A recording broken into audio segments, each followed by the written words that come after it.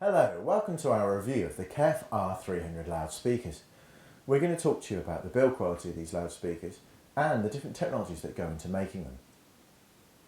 We're also going to tell you what we think they sound like. Now the R series from KEF, that these are a part of, the R300s, is their sort of mid-range speaker range. They do have a couple below and they have one above as well. But they share a lot of the technologies that are in their flagship product, which is the Blade speaker. Now, then, what they've got is this new mid-range treble and mid-range unique EQ driver, which is unusual at this price point to have effectively a mid-range only drive unit, and it really does shine in sort of vocals.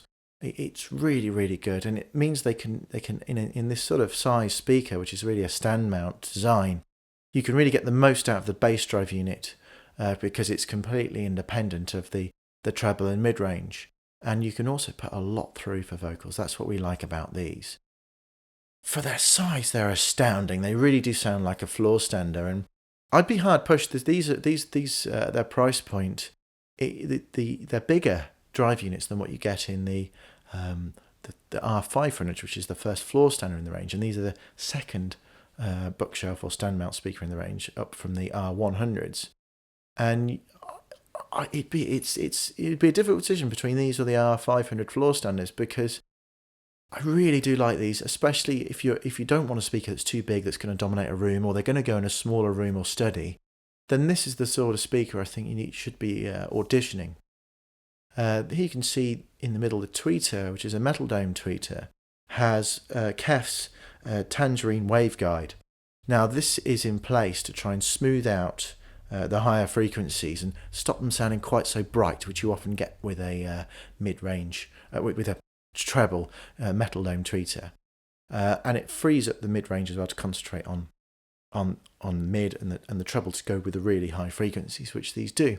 Here you can see the actual bass drive unit. We're putting some bass through it. And it's a very odd sort of piston movement in it.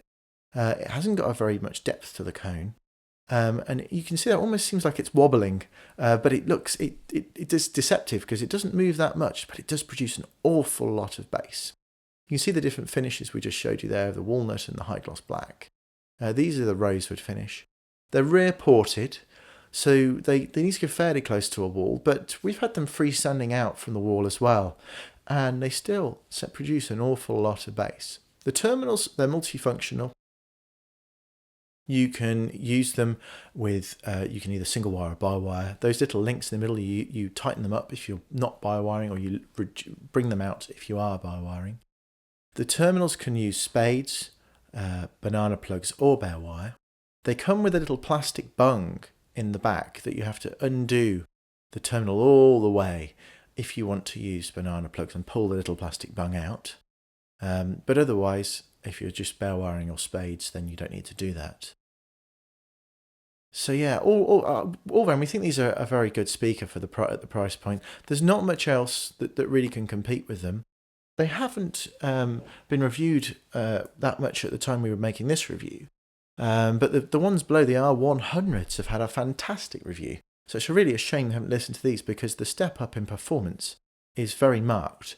So if you are weighing up the two, definitely go down the route of the R300s if you've got the space for them, or if you've got some good stands to put them, some good sturdy stands, preferably ones that are sand filled or filled with lead shot or steel or something like that.